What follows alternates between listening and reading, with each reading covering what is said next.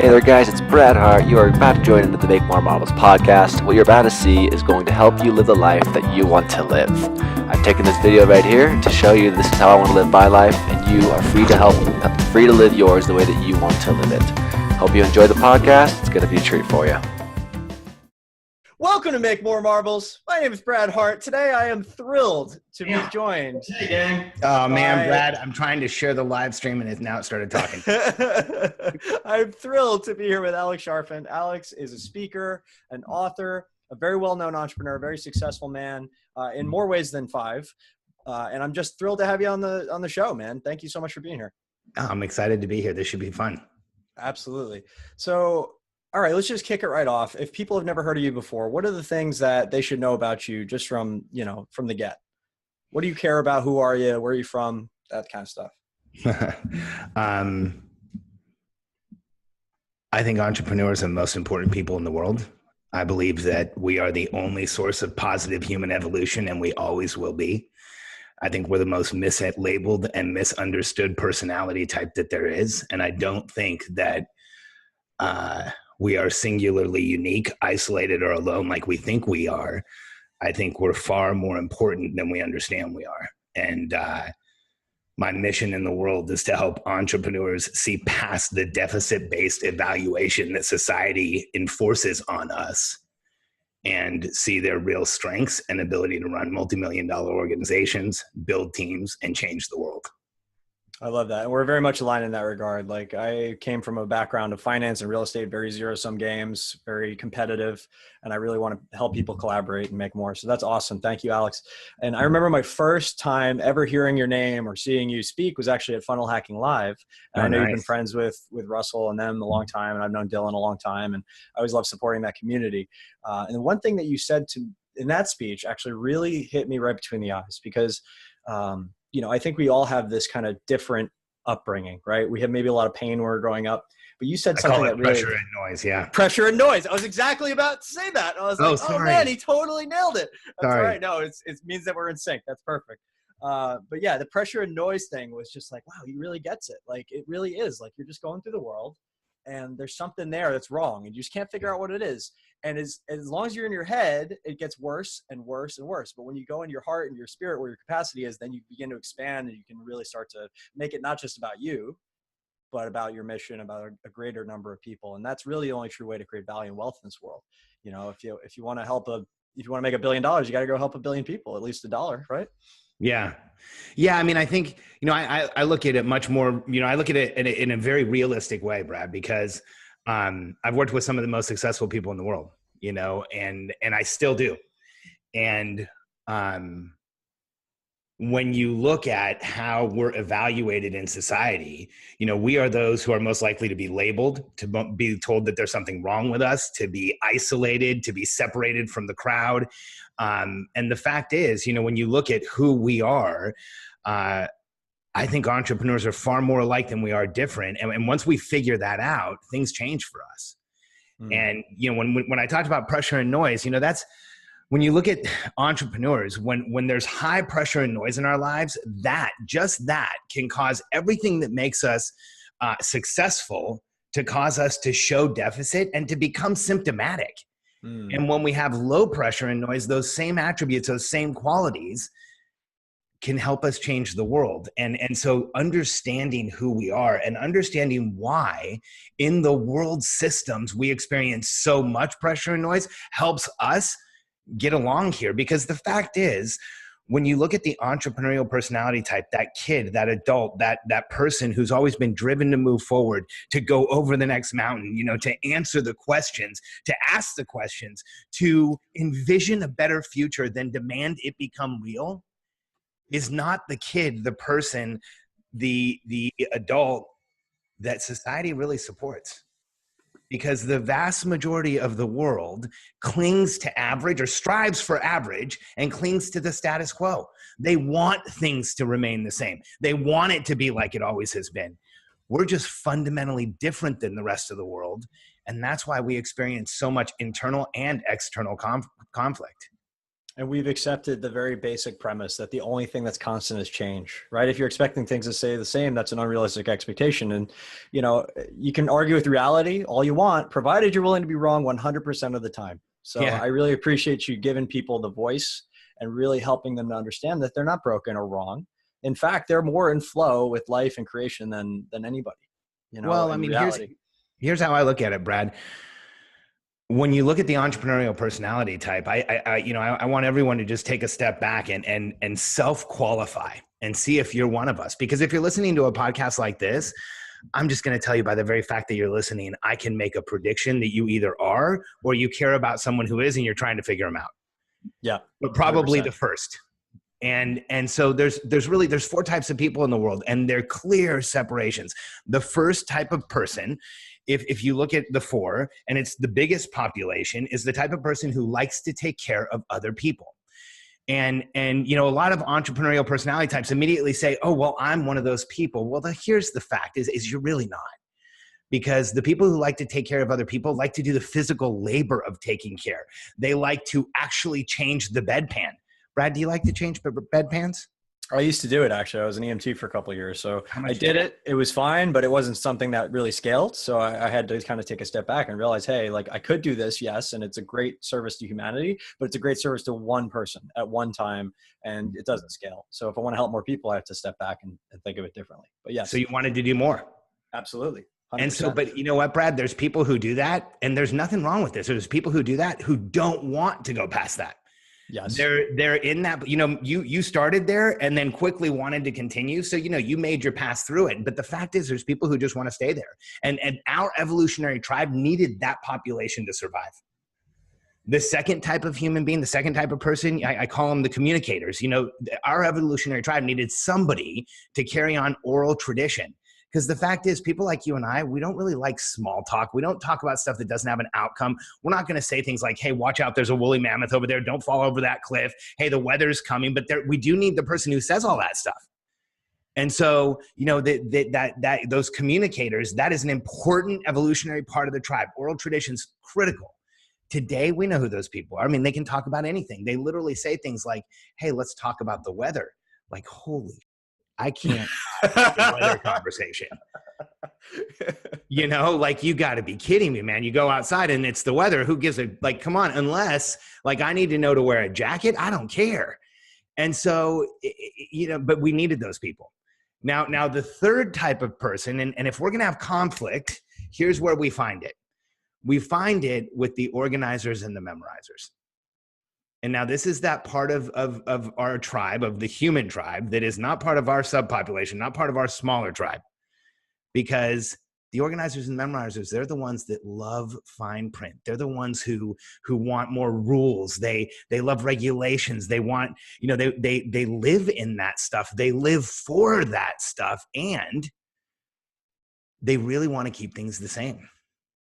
And when you look at that population, we will conflict with them because what we're doing is challenging the status quo, challenging the fine print. We look at rules as something that's just meant to be broken, where there's probably an opportunity. But did our evolutionary tribe need the organizers and memorizers? Absolutely. We needed people to, like, figure out the seasons and figure out what happened and, you know, keep time and actually have food there. So now if we look at our evolutionary tribe, we have the people that take care of people. We have the people who are communicating. We have the people who organize, who keep things going, who will put some systems in place. And now what are we missing? We're missing the people who kill shit. Oh, okay. We kill it and bring it back for us. Well, the hunters. Yeah.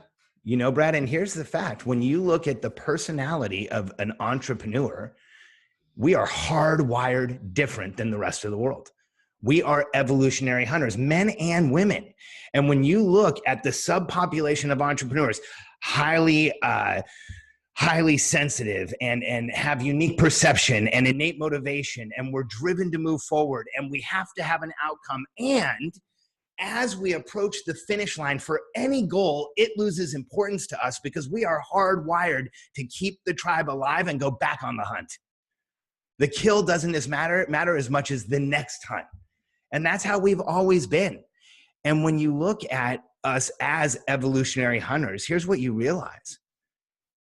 those highly sensitive kids who can't pay attention, who are squirming in their seats, who have a fraction of the awareness and the understanding and the comprehension that you and I do, are in a situation right now that you and I probably could not survive.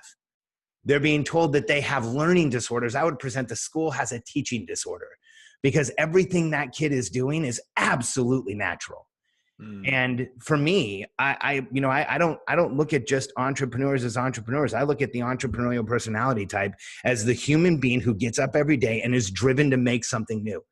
And if you look at that personality type, here's what the fact is about people like us. Every one of us, including me, has been convinced that we are isolated, alone, a party of one, that there's no one else like us. I mean, I remember when I was a kid, the teacher flippantly said something in like first or second grade about the pyramids, like a theory being that they were created by aliens. And it struck me that that could have been where I came from, because I was so different than the other kids. Wow. And when you look at throughout history, the greatest people who've done anything, who matter to be remembered. You know, when I was a kid, I didn't have a lot of friends. I didn't do a lot of social things. I read a lot, and I obsessed over success. And I read, self-help books. And by about book number 10, they start conflicting each other.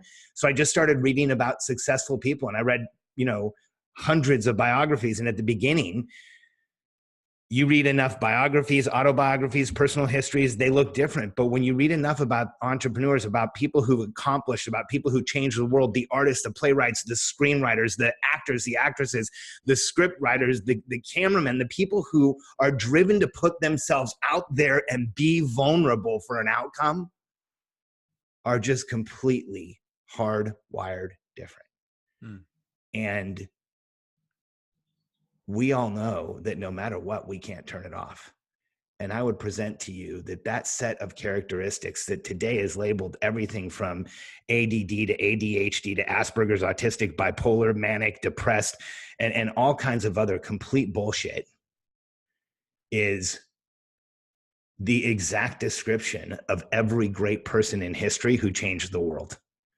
And today we have this ridiculous this equation that says that anyone who doesn't learn like everyone else, act like everyone else, read like everyone else, and grow up like everyone else is broken and should be medicated and diagnosed and like pounded into submission. And what history has taught us is that exact description doesn't look like everyone else, doesn't read like everyone else, talk like everyone else, sound like everyone else, is brilliance.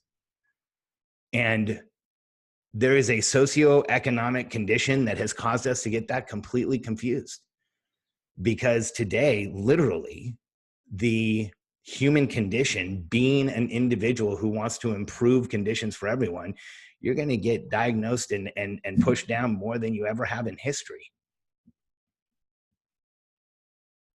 So what's the way out, Alex? What are people who want to really create something for themselves that's different? Not going the hard path, because it's easy to say, oh, you got to just grind it out, right? Everyone wants to talk about hustle, and there's plenty of influencers talking about hustle. Yeah, that's just good. How do we find our flow? Like, I've really studied and gone deep on one tool that I think is really great, wealth dynamics. I don't know if you're familiar with Roger James Hamilton's work. And I kind of take some of the language and shift it around to make it really simple. It's like, are you good at ideas, people, timing, or numbers? Easy. And I do consults all the time, and I help people find their flow and then build teams around them that allow them to accomplish more, because solopreneurs are setting themselves up for failure. You think Steve Jobs was a solopreneur? Come on, like hundreds of thousands of people went into creating that vision. Sure, he was the leader of the vision. The myth, the happy solopreneur that makes a lot of money is a myth. Yeah, absolutely. It's a myth perpetuated by the people who teach people how to be solopreneurs. Yes, 1,000%. Nothing of great merit. Nothing of great merit was ever accomplished alone. So how do you kind of I want to create a quiz that's kind of like a match between like all the things you've done with evolution, all the things you've done with that piece, and you've really gone deep and you really have a great narrative and a way to bring the gravity of it home with some of the things that Roger's talking about, some of the things we're talking about. Like, how do we really create a tool that gives people everything they need, the mentors, the books to read, the exact advice that's going to work for them? Because I've had mentors, and I'm sure you have too, where they give you great advice that works for them because it's in their flow, but it's not in yours. And I don't believe that every entrepreneur is cut out of the same exact cloth, but we're part of the same type, sure. But we all have different skills and different flows. And how can we all work together and better serve each other to win, right? Because this competition crap has to kind of take a backseat to the fact that we need to collaborate for a better future. That's how I feel. Yeah. I mean, there's so many different ways to answer that question. Like, how do you get into flow? How do you get into this place where you can continually move forward, and how do you get the right information? Well, here's the problem, Brad, is that most people who are out there coaching to be successful really haven't had the success they're coaching. Yes. Agreed. And there's a lot of really confusing information in the market. 1,000%. And the fact is that the vast majority are people who are teaching them like, hey, here's how I did this thing. And there's no framework, there's no structure to it, there's no organization to it. And that's dangerous. Like that's knowledge without basis. That's knowledge without foundation. It's dangerous. And today there's this marketing message that gets drummed into us that it's easy and it's fast and you can do it in 90 days and you can make $100,000 or shit. Like some people say you can make $1 million. I can't tell you how often I get together with an entrepreneur today who somewhere, like I'm at an event, I'm speaking funnel hacking. There was 1 million of these. It's funny I said 1 million, but funnel hacking, there was probably 20 entrepreneurs that I said, well, hey, how long have you been in business? And they answered an answer under a year. And I said, how much have you done? And they answered an answer under $100,000. And then I said, what's your goal for the year? And they said $1 million. And no one said under 1 million. And one said 10 million. And what entrepreneurs don't realize is that, here's what we're doing with ourselves these days is that we're here and we're setting a goal in a place where you can't strategically build a connection to it. And it doesn't make sense. And we're being encouraged to do things in just a weird way. And here's why my stuff, how I encourage entrepreneurs is completely different than the rest of the world. Because, Brad, my first position, I didn't grow up in internet marketing. I'm not an online coach or anything like that. I ran businesses when I was a kid. I failed a ton. But I became a consultant at 21, and I owned a consultancy and worked with some of the top companies in the world: Fuji, SanDisk, Microsoft, Bose, Belkin, Monster Cable. I mean, I worked directly with Noah Lee, who at the time, his company, Monster Cable, was rumored to be worth well over $1 billion with no outside investment. And so it blew me away to work up close and to see how people like us actually worked. And here's what you find is that, the simpler you can make something, the faster we go. And we don't need all kinds of crazy, tell me all the books, tell me all that, everything all at once. Here's what we really need is to get into momentum. Because Here's what I know about every entrepreneur is when we're in momentum, Brad, you know what it feels like, right? What does it feel like to be in momentum? It feels like I have a list of things to do, and here they are, and it's staring me right in the face, out of sight, out of mind. So I put it right there on paper, and I just go through those things and I knock them out. And when things are going your way, how does that feel? It feels great. You're ringing the cash register, clients are happy, you get the testimonials rolling in, everything's working, you're building businesses, you're creating collaborations. It's a beautiful flowing feeling. It feels like you're doing exactly the thing you're put here to do. Yeah, it feels like you're alive. So I go all around the country and ask people, what does that feel like? And Brad, they tell me things like ecstasy. It feels like you're high. It feels like, you can conquer the world. You can do anything. And it feels like you're alive. So for us, we get convoluted. We get out of where we really should be. We stop thinking about momentum and we start thinking about other stuff. Like, oh, maybe I want to be happy, or I want to be this, or I want to be that. And the fact is, if we're in momentum, everything's going our way. People like us don't really understand that whole happy, sad thing. I mean, really, frustrated, pissed off, ticked off, confused, angry, and just plain not going to talk to you. What's the difference?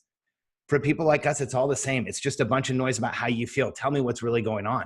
Yeah. And the dumbest question you can ask someone like us is, how do you feel? Because here's what I have to do. I have to translate what's going on in the real world to a feeling you might interpret as how I feel right now, rather than just saying, here's what's going on. I don't like what's happening. And here's why. I didn't want this to happen. Instead, I wanted this to happen. Somebody wants me to instead say, I'm fucking irritated and I don't care, or frustrated or confused or pissed off or ticked off. Because by the way, I could be feeling any one of them.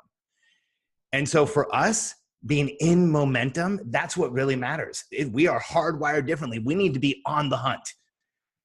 So the second state for us, like, here's the challenge. If we get out of momentum, we go into this place called facing resistance. Now you can spend some time there, but it's hard. And it's not a place we like, because it's where circumstances, where people, where places, where things, where the operational drag you've probably imposed on yourself is slowing you down. And it might get to the place where you are the only one who sees the light at the end of the tunnel, or if anybody else sees it, they're saying, hey, it's a train. And right. And so for us, as long as we can see the light at the end of the tunnel, even if we don't have the resources, the times, the skills, the abilities, that is when we will create momentum. I was on a Zoom call just like this a couple weeks ago with an amazing human being. He blew me away. His name's John Morrow. And I met him here in Austin in person, and he's got a pretty dynamic team. And I gave him my information, and he and I have been talking just because I've learned so much from him. And I'm helping him with some of the thought processes around doing exactly what we're talking about, getting into momentum and building a team. Here's what's so amazing about John Morrow is that all he can move is right here. The rest of his entire body is paralyzed. And he has to do physical therapy every day. And he navigates the entire world through a straw. He sends every text through a straw. He answers his phone. He drives his cart or his chair. He does everything through a straw. We're on a Zoom meeting. He set it up through a straw. And he said something amazing on our call. He said, Alex, I've always felt different than the rest of the world, and it had nothing to do with the chair. That's that profound understanding that we're hardwired different, that we don't feel like everybody else. And the third state, now this is the one that we have to be careful about, Brad. The third state for us, you're either in momentum, you're facing resistance where you can see the light at the end of the tunnel, or you are in full constraint. And that's that place where we can't see the light at the end of the tunnel. We don't know the next steps. We get overwhelmed in the moment. Too much is going on. We allow pressure and noise to go up too high, and it makes it so we can't see that future that drives us, that compels us, that makes us want to move forward. And here's what can happen. And I go into detail here because I want everyone who this has ever happened to understand you don't need a pill. I forgot we were live on Facebook. My kids might see this. You don't need a pill to stop this. You need to understand who you are. Because pressure and noise is cumulative. When we allow it to increase in our lives, when we don't treat our bodies like professional athletes, when we don't do what we should be doing, when we don't get up and do a morning walk, when we don't stay hydrated, when we don't get the right nutrients, here's what happens. That affects everything else in our lives. And if pressure and noise gets high enough, we get into full constraint. You can go from having a good day to having a panic attack. It happened to a client of mine yesterday. And he's growing a multi-million-dollar business. He had his first 6-figure month. He's going to have probably, I wouldn't be shocked if he had his first 7-figure month in the next 12 to 18 months, which doesn't happen. It just doesn't happen.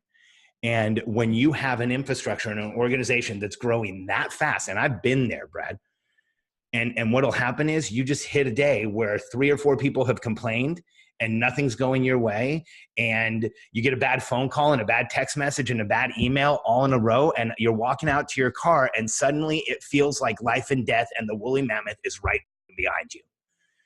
And your heart's beating out of your chest and you don't really know what's going on. And any entrepreneur who hasn't been there yet just hasn't been in the game that long or tried hard enough, because it happens to all of us. We are evolutionary hunters. And if we are on the hunt and we lose perspective, our bodies hit a panic button and it pushes us all the way into fight or flight. And evolutionarily, we would have gone and killed something. And and I know that then when that happens to you, half the time you do want to kill something or you feel like you're dying. So today, people like us, if you want to be in the zone, be focused, go forward, be in flow, the first thing you must focus on is to lower the pressure and the noise in your life.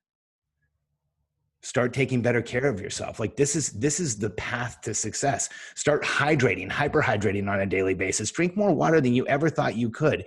Go to getthirstynow.com. It's a program I put out for free for entrepreneurs, just so you'll drink more water. Because here's what I know. You follow my water program, you're going to buy business growth programs from me.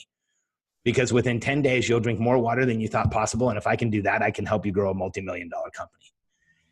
And the reason is it's a direct correlation in my life. Hydrated entrepreneurs, hyper successful entrepreneurs. There's a reason why Bill Gates has 16 water filters in his house and he travels with one. No kidding. Like, no joke. And we didn't set that up.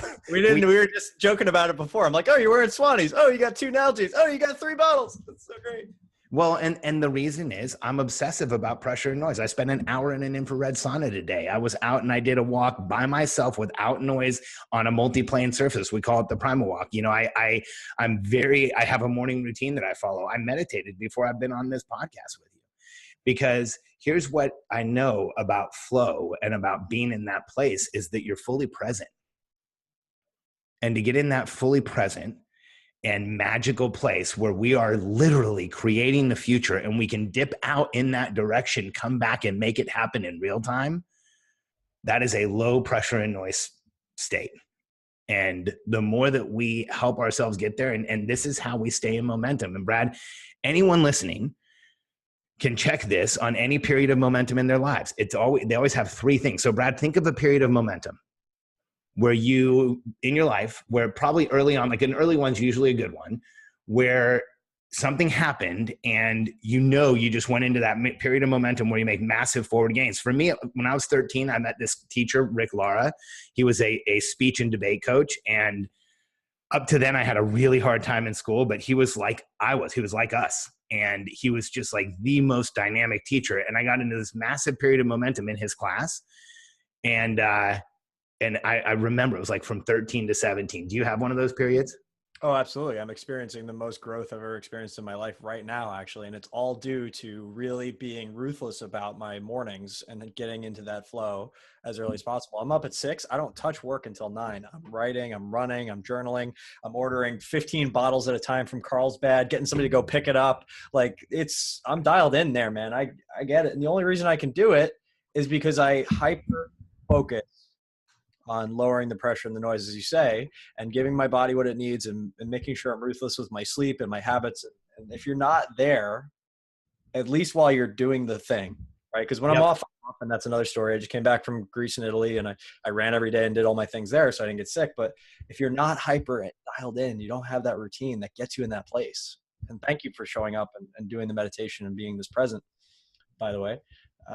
You're setting yourself up to fail. You're not bringing all of you to the situation at hand. Well, and here's the fact, every one of us is a physiologically sensitive, momentum-based being. That's my definition of the entrepreneurial personality type. We are a physiologically sensitive, momentum-based being. We feel more. We are more physiological than most. We move around more than most. We have a hard time sitting still. We're more kinetic than most. Wouldn't you agree? Stand-up desk, baby. Yep, dancing before Facebook Lives. My first stand-up desk I got when I was 16 because it hurt me to sit down. I had Osgood Slaughter, so every time I had to sit in a low chair, my knees hurt. So I've been in a stand-up desk most of my life, and it's because I'm physiologically sensitive and highly adaptable. Wouldn't you agree? Yeah. 100%. And so when you look at people like us, we are so physiologically sensitive that if we don't lower physiological pressure and noise, it will get to us. And if you get up in the morning, and here's what, to stay in momentum, to stay in those periods of momentum, you need 3 things. You need a clear outcome. You know what you're on the hunt for. The second thing is you have to have a clear scoreboard. Like something is giving you perspective, because people like us, every period of momentum has that scoreboard. And the third thing, clear understanding of what you're going to do and how you're going to make a contribution. You look at any period of your life where you had momentum, there was a clear outcome. It was probably very humble. Like for me, when I got into Rick Lara's speech class, it was survive Rick Lara's speech class. What happened was over the course of 4 years, literally we had a scoreboard in that class. So I had a clear perspective. And when I figured out who he was and how he was, I decided I wanted to win everything. So I had a clear understanding whether I was doing it or not. And the third part was, I knew what I had to do to show up in that class, and I was getting contributed to from him. I was coaching other students. It was like this incredible period of momentum, because here's what we need. We are tribal hunters. We need a clear outcome. And you said something earlier about being alone. I share with entrepreneurs that we learn nothing alone and very little standing still. So build a team or join a team and start going forward fast. Because when we sit in loops of research or, analysis or, looking at the same thing over and over again, we go into these loops and spirals where we go nowhere. It tightens up our bodies. It tightens up who we are. It doesn't allow us to create momentum. And so for us, here's what I know about every one of us. We are capable of the same earning potential and affluence potential of a professional athlete. So if you aren't treating yourself like one, I ask why. And every entrepreneur I've ever met, if I say, hey, do you think you'll ever earn $1 million? They say something like, oh, I'll earn $1 million in a year, or I'll earn $1 million in a month. Again, 3% of companies ever do, but we have the confidence that we do. Well, that makes you $1 million racehorse. If I had $1 million racehorse, you would know it was taken care of if you looked at it. That's true.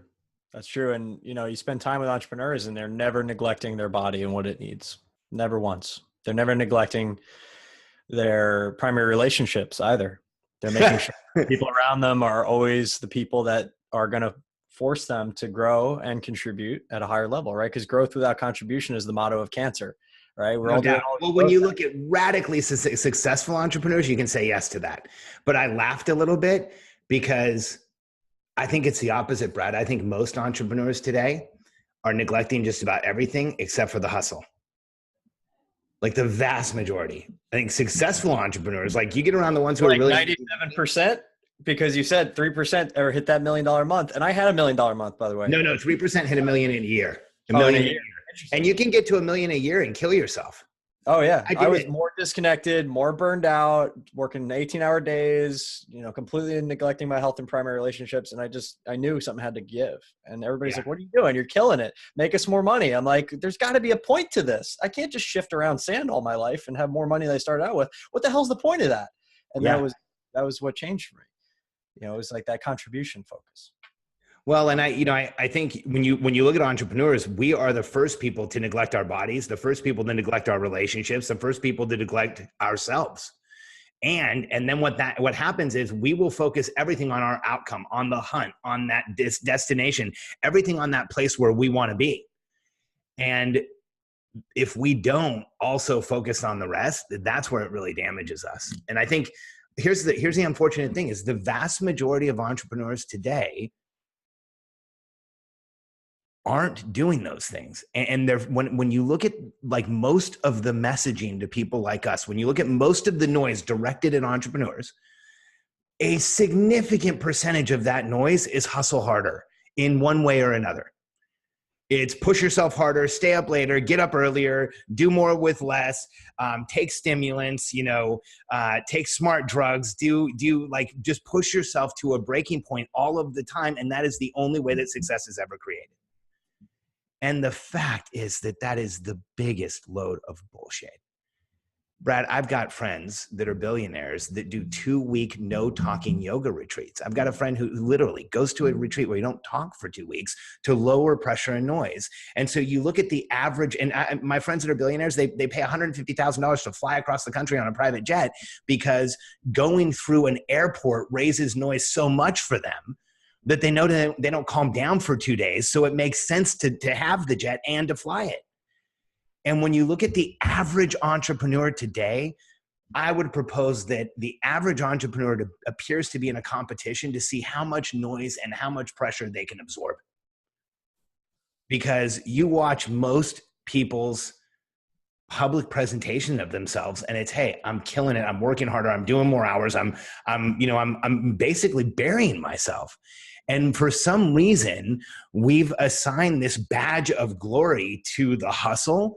And the fact is that when you get above $1 million in income, not in gross revenue, but in income, and you get into a room of people who have net worth that is in the multiple 7 or above 8 figures, And the conversation almost universally and immediately turns to health, relationships, taking care of yourself, and showing up for your business.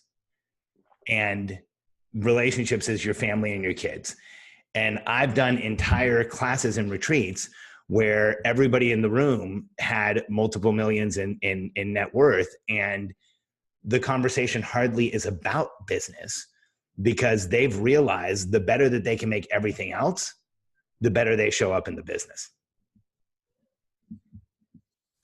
Absolutely. The better it gets, the better it can get. So, okay. I mean, it's really easy for a couple of relatively successful entrepreneurs to come and talk on a podcast about how, what it takes to be successful. But what about the people listening out there that are kind of just getting started, or maybe they have a job, or maybe they're part of a team, or entrepreneurs, or wherever they're at, and they really just want something different. They want to create something that's never been done before. What would be your number one piece of advice for them right now getting started?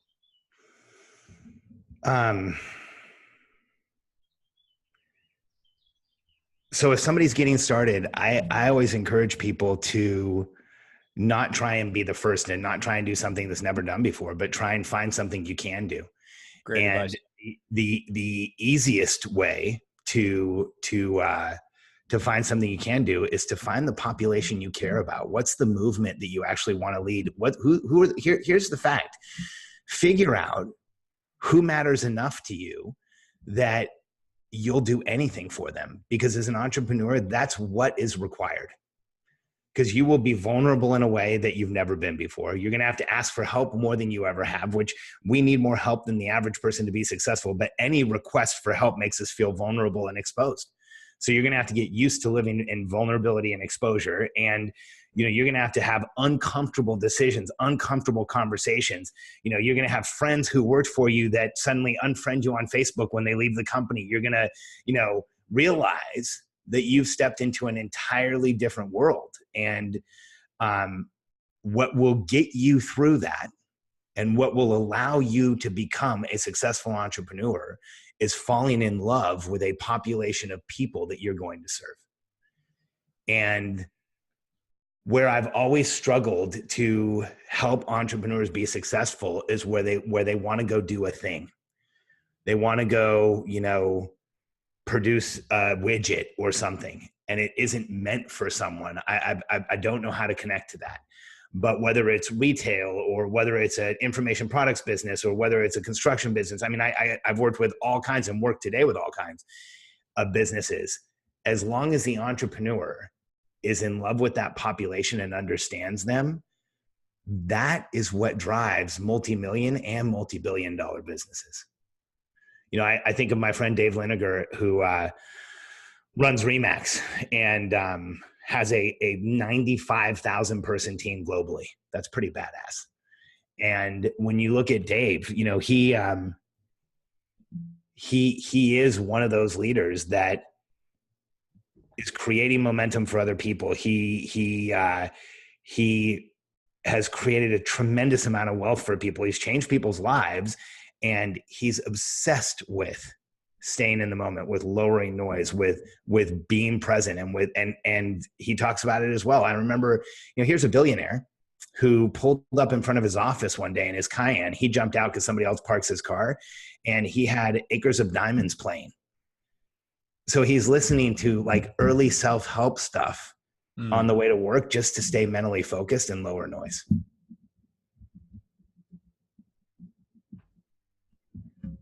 I like that. Find your peace and power will come. And the people that you want to serve ultimately will give you the clarity. I was going to say something about Dave with that. So Dave was, and sorry, I forgot. I lost my train of thought, but Dave started Remax.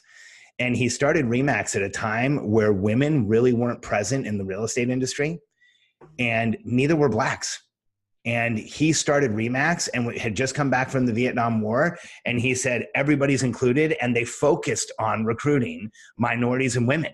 And today Remax is disproportionately run by minorities and women. It's amazing how much different that organization is. And really today, when you look at the percentage of women involved in real estate, it's nearly half. And in some areas, it's over half. And when Dave started in real estate, it was nearly 100% licensed men.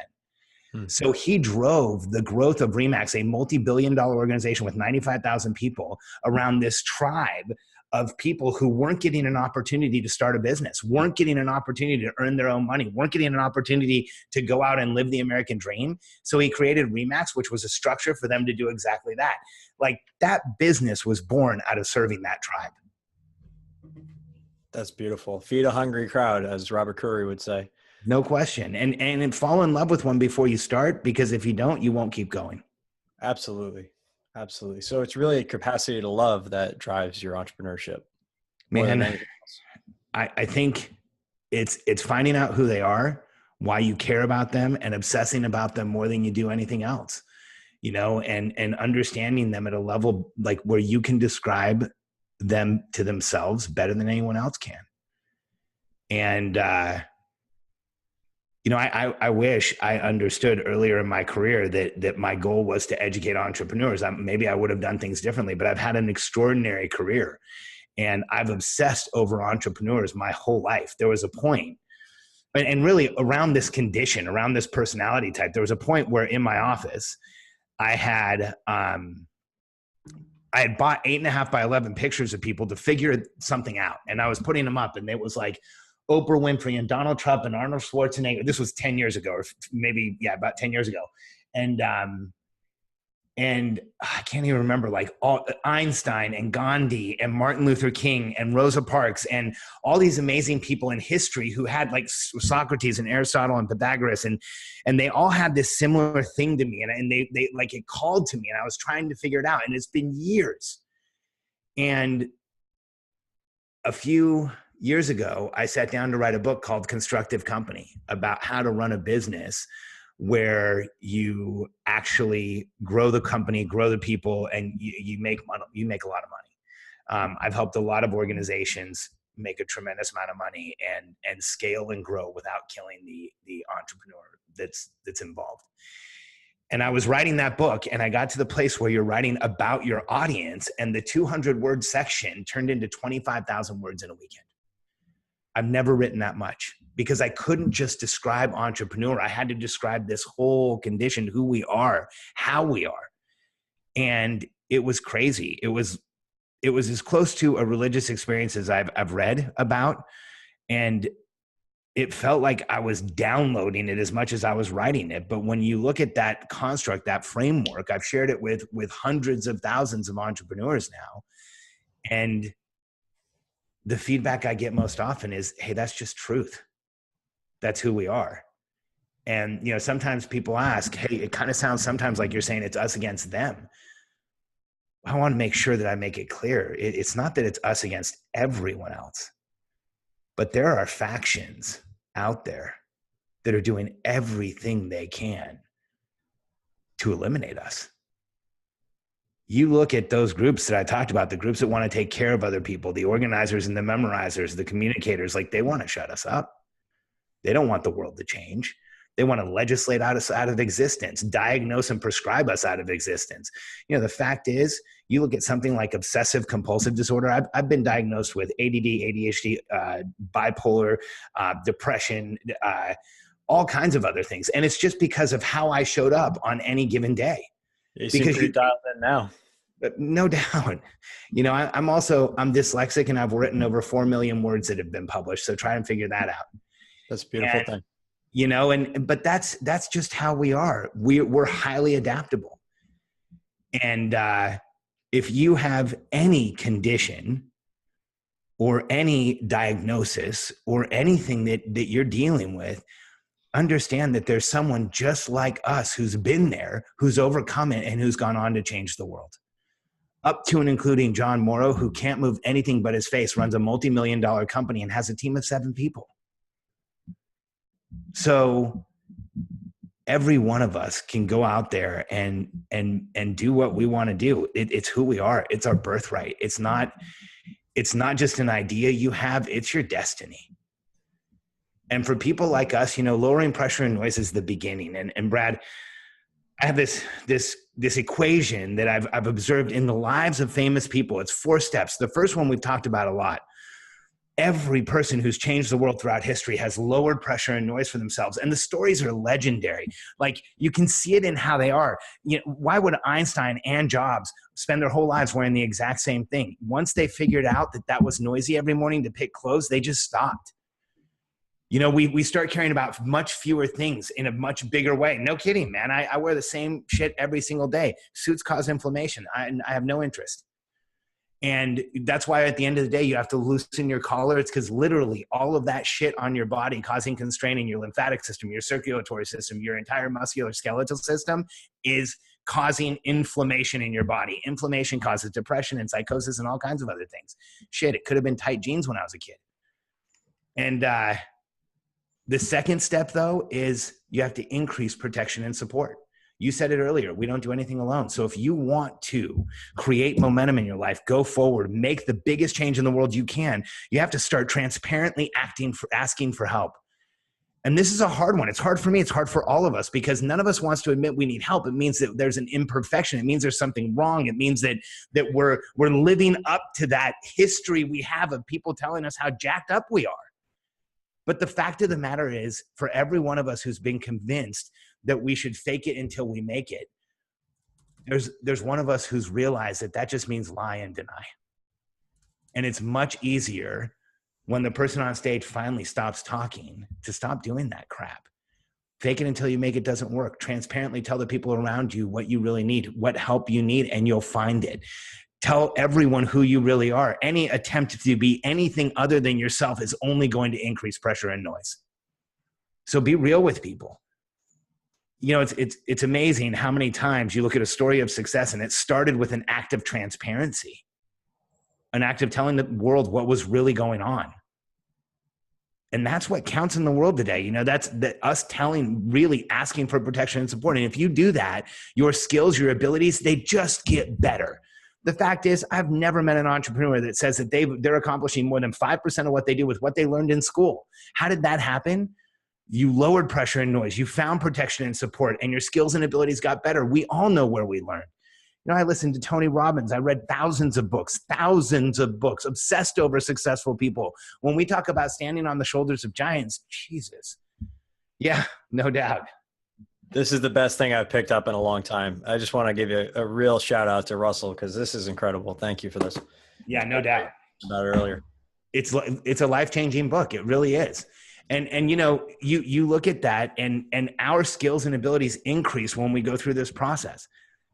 And the last part is, if you lower pressure and noise and you increase protection and support, your skills, abilities will improve. They'll grow. They'll become magical, and you can go make your greatest contribution. And that's what all of us really want to do.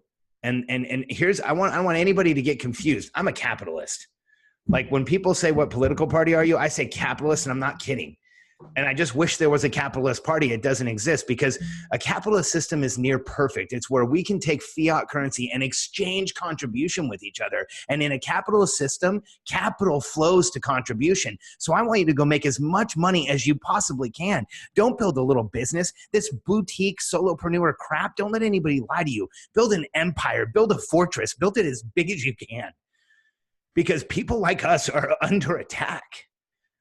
And the more successful you are, the more they'll leave you the fuck alone. So go out and blow it up because every one of us has the opportunity to create as big an organization as we want and to make the change that we want in the world because there is absolutely nothing wrong with you and you are not alone. You're a beautiful man, Alex. Thank you so much for that. As a wonderful moment. And it's just my greatest pleasure to bring leaders like you to more people and just share the message. Like it changed me and it's changing everybody else in the world right now. We're literally changing the world with our thoughts and our words. So that's a beautiful thing. I want to just transition really quickly into something that I never tell about my guests beforehand on the show. It's called the Make More Marbles podcast. And Make More Marbles is really a community of entrepreneurs that exists to connect resources, opportunities, people, and systems together, so that we can all make more instead of having to just grab for the marbles. So in what way can the community, myself or anybody else listening right now, help you, Alex Charfen, or anything that you're working on right now with a connection, a resource, an opportunity, a person, or a system? So here's what would be fantastic. We are putting out a podcast about the entrepreneurial personality type. And the expected launch date, if all the approvals go in the right direction, is the 21st of this month. And so for anybody who's watching this and anybody who's listening to this, go listen to the first episode of the Entrepreneurial Personality Type podcast as soon as it comes out. And if you'd be willing, subscribe to it. I've shared this around the world. I've shared this framework with thousands of people, and we are finally ready to put it on a platform where anyone can access it, where entrepreneurs can understand themselves better and stop limiting behaviors and create momentum.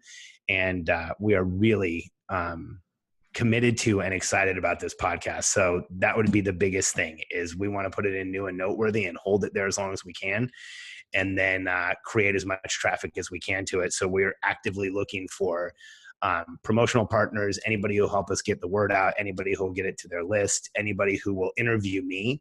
So if you know of a podcast or a show or anything that I should be on, then I would really appreciate that as well. So we're looking to do anything we can to get more exposure to entrepreneurs and point them at the podcast. And for anyone listening, join our list by downloading my book called The Entrepreneurial Personality Type. You can go to freemomentumbook.com. I love it, Alex. Okay, so they can find you at freemomentumbook.com. Mm-hmm. They can subscribe to that. On the 21st of July, 2017, you got a podcast coming out called the Entrepreneurial Personality Type Podcast. Yep. If you could check out the first episode, we'd be happy at Make More Marbles to put it out to our audience. We had about 15,000 people that read our stuff every day so far. We'd like to blow that up very quickly and introduce them to more people like you. So that's going to be perfect.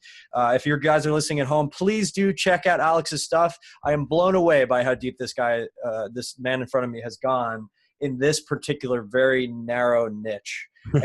And very much like me, and I really resonate with this. He came from, a very cushy, consulting with like top companies, all of which we've been customers of, Fuji and all the other ones, Remax and what were the other ones, by the way? Oh man, I worked with, when I was a consultant, Fuji, SanDisk. We actually put SanDisk's first product into the market. I'm a Monster Cable fan. That was my first business, Alex. I went and mowed lawns until I could buy a guitar effects pedal. Like that was the whole deal. All I cared about when I was 12. Yeah, Noah Lee is one of the most intense entrepreneurs I've ever worked with. We over time, we ended up doing contracts with Canon, Microsoft, Bose, Logitech was one of my big clients. Targus was a huge client. I did, as part of that consultancy, I was 10 years live on Home Shopping Network. So I share with people that, I think I've sold in every situation possible, up to and including national television on Super Bowl Sunday.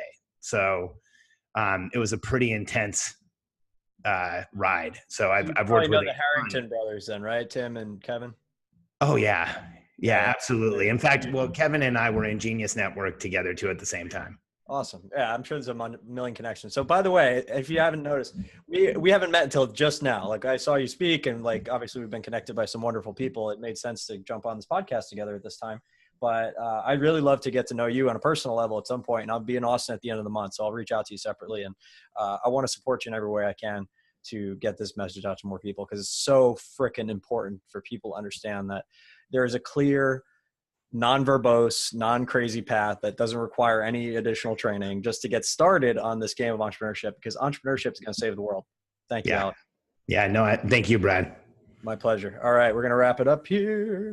Thanks so much for listening to the Make More Marbles podcast. For more tips, hacks, and strategies to create an amazing, abundant life in your health, wealth, and relationships, whatever that means to you, head on over to makemoremarbles.com. Check out our cool explainer video about what we're about, and join our community of entrepreneurial game changers. We want to help you level up your life in every possible way. And don't forget to subscribe to us on iTunes, Stitcher, or Google Play, wherever you're listening to your podcasts, and please do leave a review. Thank you so much, and we'll see you on the next podcast.